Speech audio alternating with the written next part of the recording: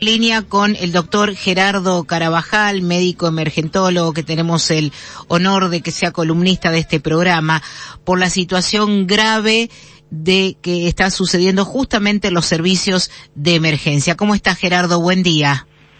Buen día, Judith. Buen día, Mariano. ¿Cómo están? Bien. ¿Sabes qué? Hoy pensaba temprano, ¿no? Digo, nunca nos hubiéramos imaginado llegar a hablar con vos esto al aire, porque dice la información que cada vez se atiende a más pacientes graves en la ambulancia. Protocolos que van a decidir quién sí y quién no queda internado, pero la emergencia está. Me encantaría escuchar tu opinión, tu perspectiva, tu pronóstico también, Gerardo. Wow, qué tema. Sí, en realidad es lamentable que cada vez se produzcan más consultas y de más gravedad en los pacientes. Por un lado es el uso correcto de la ambulancia, sí, porque la ambulancia está para los pacientes graves, para las emergencias. Muchas veces la gente se asusta y te llama por una fiebre. Yo he visto que la fiebre es el equivalente a la sangre en los pacientes, los asusta mucho, y a veces es difícil, estando al teléfono, explicarle a una persona que una fiebre no es un cuadro de extrema gravedad en el cual tiene que ir un móvil coronario.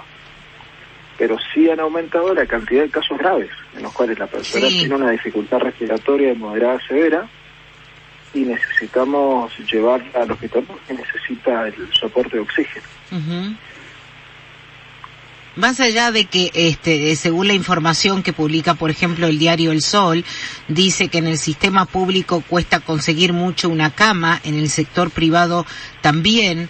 No quiero decir que no hay, porque no sabemos que no está al 100%, pero hay un momento donde ya prácticamente se está decidiendo a quién se interna o a quién no. ¿Se ha llegado a esa instancia, Gerardo?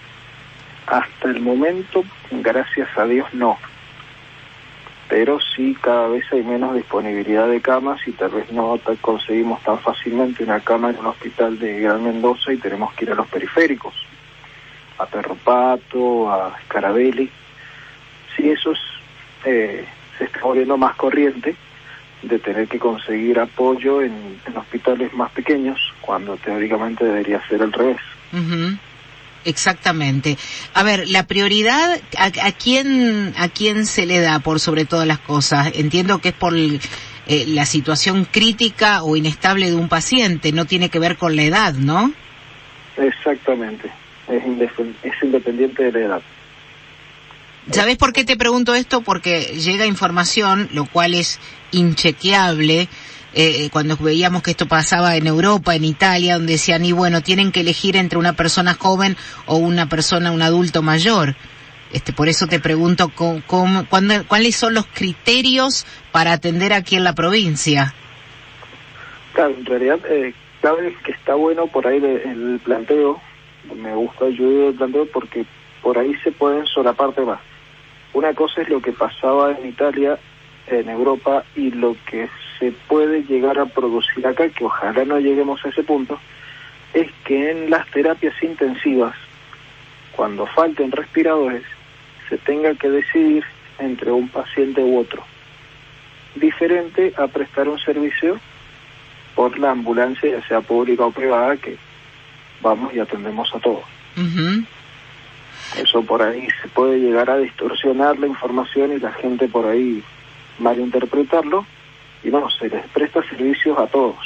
Sí. Muchas veces pasa, yo trabajo en servicios públicos y privados, que a veces algunas obras sociales tienen demasiados casos, demasiadas demoras, y después la gente nos llama a nosotros reclamándonos el servicio, muchas veces insultándonos, y tal vez ni siquiera han hablado con los radiooperadores del servicio público, y si vemos que el caso lleva cierta cantidad de tiempo y el prestador privado no le ha prestado el servicio, pues nosotros mismos le llevamos al prestador haciendo el reclamo, o directamente va la ambulancia del servicio público a atender a esa persona que tiene una obra social. Bueno, vos mencionabas justamente PAMI es la obra social más complicada por la cantidad de afiliados y la edad de los pacientes.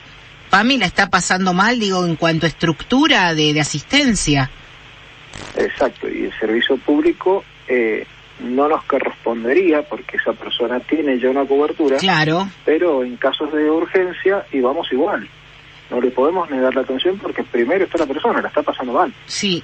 A ver, yo quiero volver a algo que vos dijiste al principio, que me interesa tu mirada como médico especialista en emergencia, emergentólogo, porque quizás uno lo ve como algo malo que que el paciente sea atendido en la ambulancia, y vos haces notar como que no, que eso no está tan mal, que un paciente grave sea asistido dentro del coche, de la ambulancia en sí misma.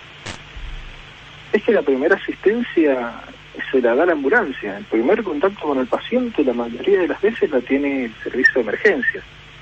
Y cursando un cuadro COVID o sin el COVID, que es un cuadro de vía aérea, es un cuadro respiratorio, y a la persona le cuesta respirar, le tenemos que poner oxígeno. Es lo básico, que eso la persona no lo tiene en la casa. Por ahí si te llaman por vómito, si te llama por fiebre, nosotros podemos manejarnos con la medicación que tal vez tenga en la casa la persona y podemos solucionar el cuadro. Pero sería muy raro que la persona tuviera disponibilidad de un tubo de oxígeno en el domicilio. Entonces ahí sí tenemos que enviar la ambulancia. Y si pasa también, te lo comento desde adentro, que el móvil lleva un paciente COVID o COVID sospechoso y después tiene que parar esa ambulancia una cierta cantidad de minutos para hacer la desinfección. Ah, claro. Entonces son unos 10, 15, 30 minutos según el caso, que se hace una desinfección completa del móvil, se sacan todo lo que es los camisolines, los equipos de protección personal, se desinfecta el personal y después recién vuelve a estar disponible para otra salida. Y eso, tal vez en el servicio privado, que tiene un flujo de llamados muy alto, cuesta más. Y si vamos a ir a ver un abuelito que está con dificultad respiratoria y con fiebre y con tos, se pone el equipo y van a la casa y lo ven. Y ese paciente tal vez se traslade o tal vez se maneje en el domicilio. Claro. Pero después que lo atendieron, tuvieron que volver a ponerse, a desinfectar, sacarse el equipo de protección, y cuando uno quiere acordar en una guardia de 12 horas, lo que antes se veía, no sé, 15 casos por decir, ahora se ven 10, entonces también se resiente el servicio. Por el protocolo justamente que requiere la higiene, la desinfección, por eso. Claro, pero por ahí la gente no lo sabe y no hay más ambulancias, entonces hay menos atenciones por día. Muchas veces, en muchos casos, hay médicos, choferes o enfermeros que están aislados porque están en contacto estrecho o dieron positivo. Claro. Entonces tienen menos personal también en la calle. Son los más afectados. Gerardo, claro.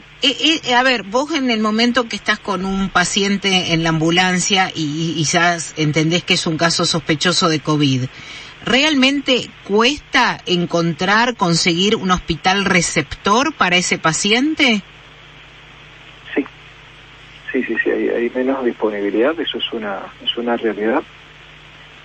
Los pacientes que tienen obra social, por ejemplo, PAMI, corresponde la clínica X, sí, y lo tiene que recibir sí o sí porque ellos están capitados ahí, no se puede llevar ir a otro. Clínica. Hay otras clínicas que tal vez no son prestadores directos, entonces tal vez tienen 2 o 3 clínicas y tal vez entre esas clínicas no tienen disponibilidad y nosotros estamos entre clínica y clínica buscando los chicos en el teléfono, llamando acá, llamando allá, y eso demora a veces mucho la recepción del paciente. Claro, y mientras tanto vos como médico lo seguís atendiendo en la ambulancia. Y muchas veces sosteniendo. Médicamente. Qué fuerte esto. Gerardo, es complicado. Te agradezco mucho por tu participación y esto en realidad es una forma de reconocer y nuestro apoyo desde aquí a todos los médicos. Vos sos uno de los que está en el frente, como otros tantos colegas que la están peleando y conocen realmente la realidad, como decís vos, desde adentro. Bueno, muchas gracias, Judith. Gerardo, te mando un abrazo. Te podemos ubicar en redes sociales, ¿sí? Como siempre. Sí, como siempre, en Instagram y en Facebook. Muy buen fin de semana. @Gerardo A. Carabajal. Perfecto. En Instagram y Licanmed. Licanmed, exacto. Licanmed en Facebook. Muy bien, gracias, un abrazo. Gracias. Muy buen fin de semana. Igualmente, el doctor Gerardo Carabajal, aquí en la mañana de Clima de Radio. Si uno procesa lo que él le acaba de contarnos, es durísimo. Imagínate esta situación arriba de una ambulancia con un paciente que él dice tenés que contener, atenderlo y llamando las operadoras a ver si consiguen un lugar para internar y por ahí no hay. Y la situación del PAMI peor todavía. Durísimo. Estamos hoy a 5 de septiembre, un momento que esperemos nunca más tener que pasar en la historia de nuestra vida, esta situación crítica que estamos atravesando en Mendoza.